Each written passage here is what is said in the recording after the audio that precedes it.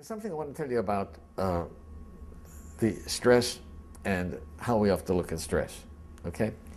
And I think it's an important thing because many people have told me from my lectures it's the one thing they remember, okay? I was sitting in a dentist's office and looked at an article that said, how do lobsters grow? Well, I don't care how lobsters grow. But I was interested in it. And it points out that a lobster is a soft, mushy animal that lives inside of a rigid shell. That rigid shell does not expand. Well, how can the lobster grow? Well, as the lobster grows, that shell becomes very confining. Right? And the lobster feels itself under pressure and uncomfortable. It goes under a rock formation to protect itself from predatory fish, casts off the shell, and produces a new one. Well, eventually, that shell becomes very uncomfortable as it grows, right? Back under the rocks. Good. And the lobster repeats this numerous times.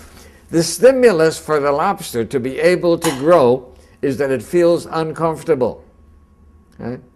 Now, if lobsters had doctors, they would never grow, because as soon as the lobster feels uncomfortable, goes to the doctor, gets a Valium, gets a Percocet, feels fine, never gets off its shell.